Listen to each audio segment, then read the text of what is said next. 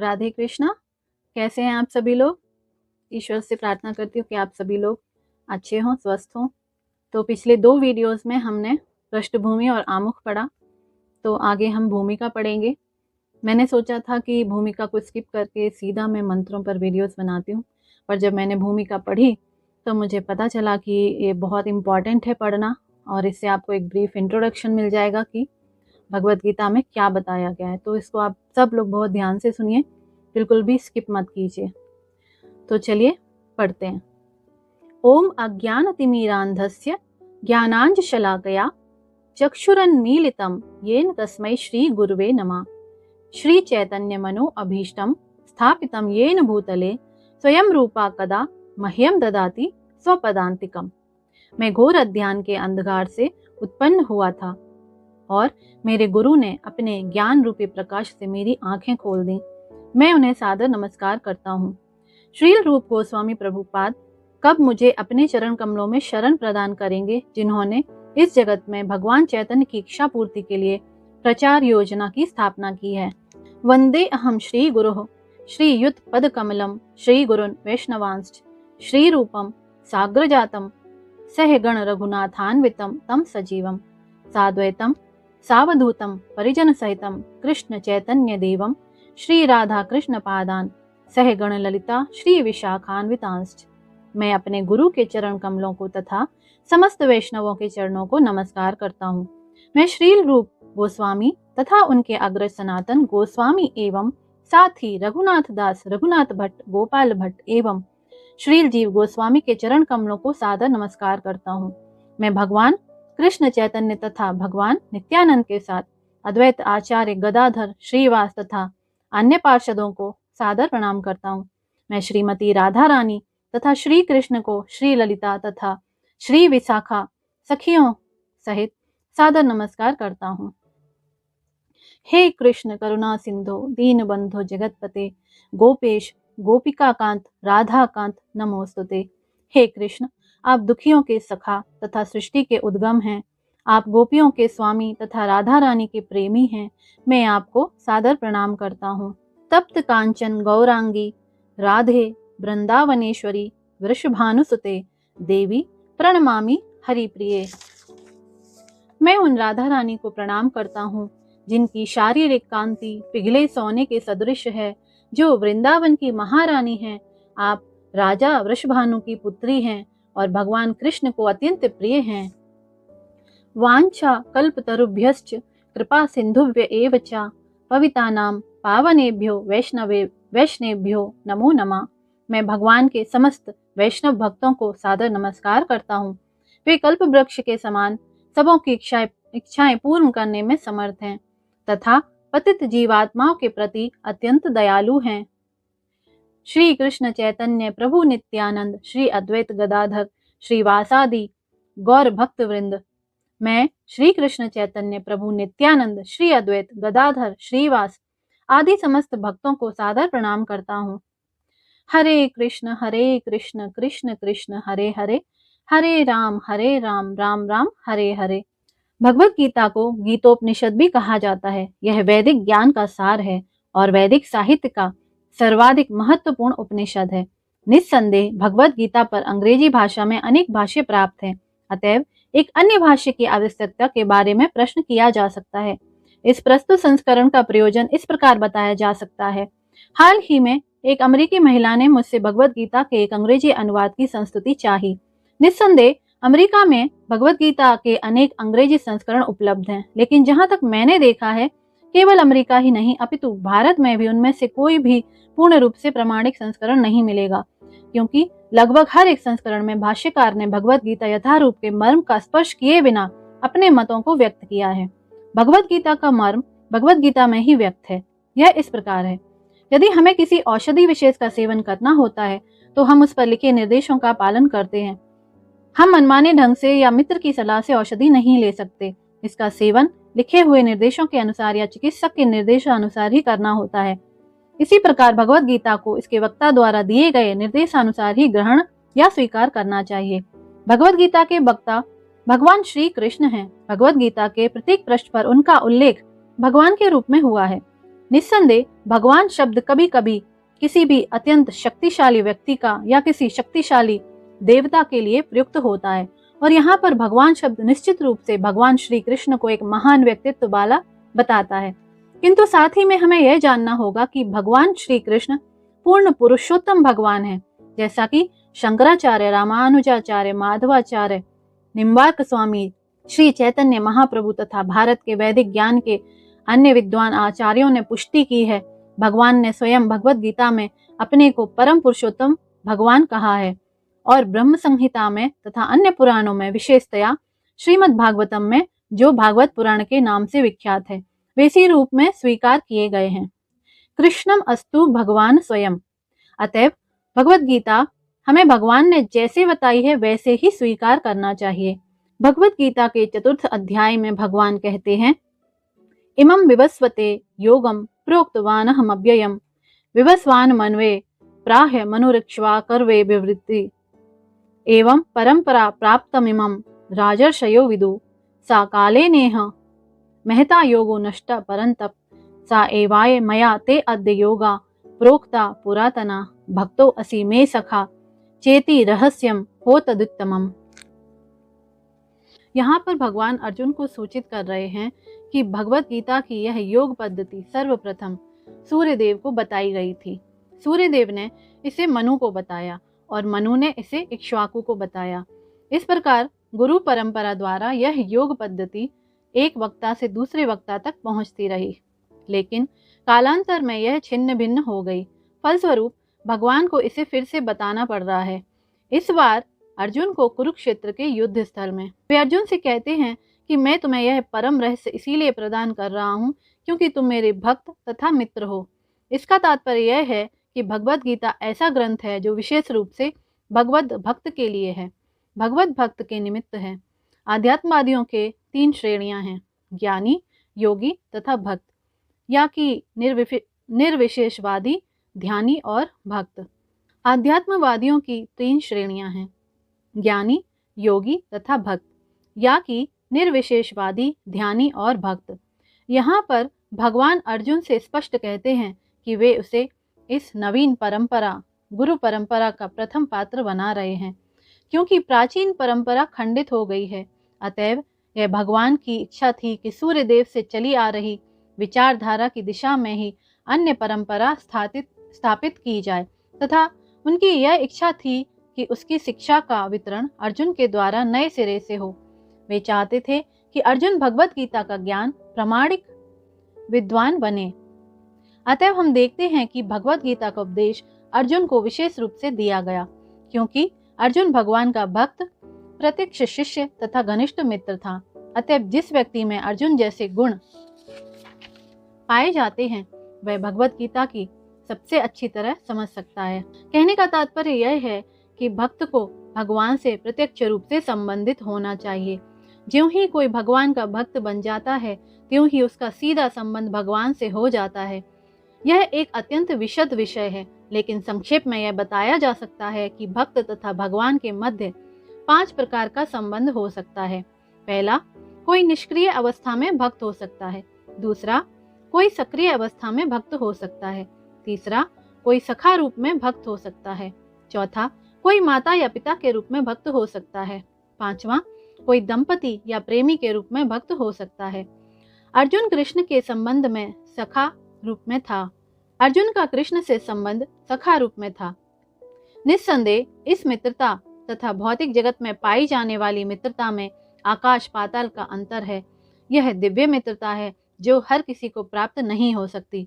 निस्संदेह प्रत्येक व्यक्ति का भगवान से सीधा संबंध होता है और यह संबंध भक्ति की पूर्णता से ही जागृत होता है, किंतु जीवन की वर्तमान अवस्था में हमने न केवल भगवान को भुला दिया है अपितु भगवान के साथ अपने शाश्वत संबंध को भी भूल चुके हैं।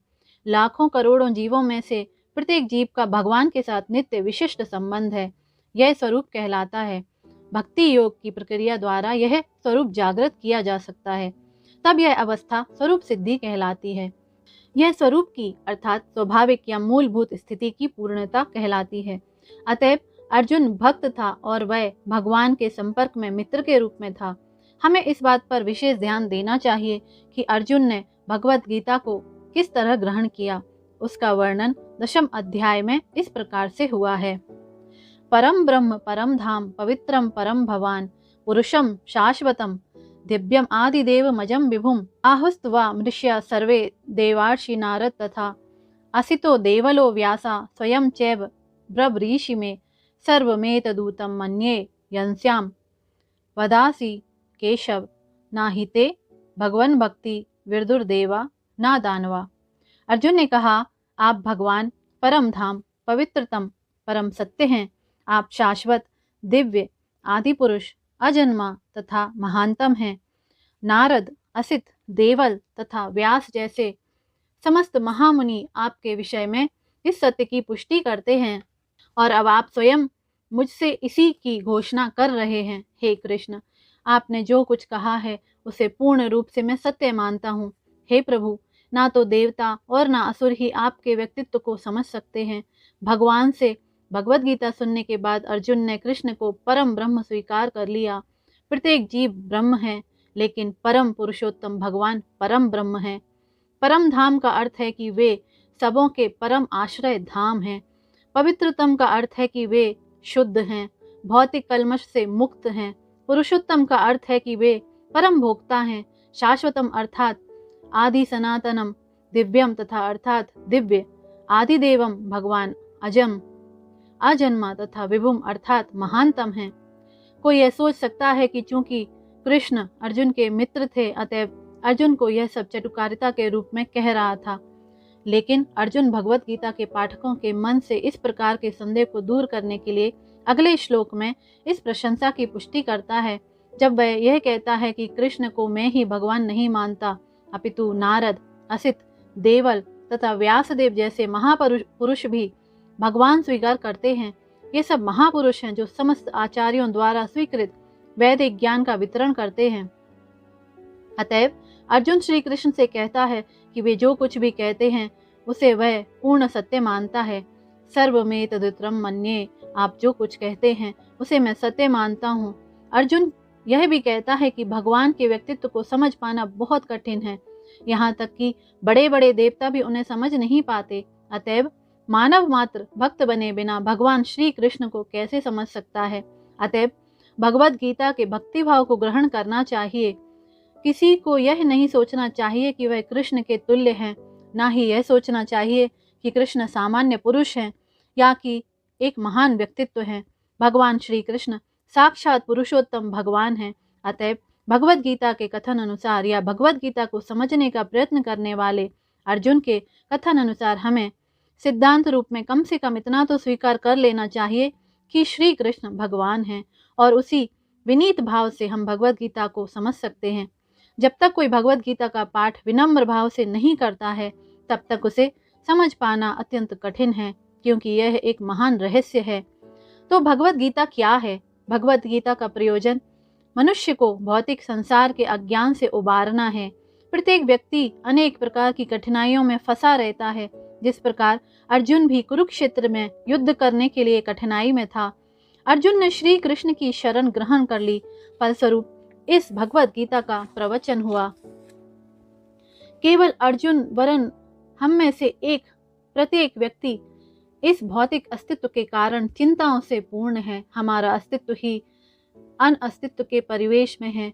वस्तुतः हमें अनअस्तित्व से भयभीत नहीं होना चाहिए। हमारा अस्तित्व सनातन है, लेकिन हम किसी न किसी कारण से असत में डाल दिए गए हैं। असत का अर्थ है उससे है जिसका अस्तित्व नहीं है। कष्ट भोगने वाले अनेक मनुष्यों में केवल कुछ ही ऐसे हैं जो वास्तव में यह जानने के जिज्ञासु हैं कि वे क्या हैं, वे इस विषम स्थिति में क्यों डाल दिए गए हैं।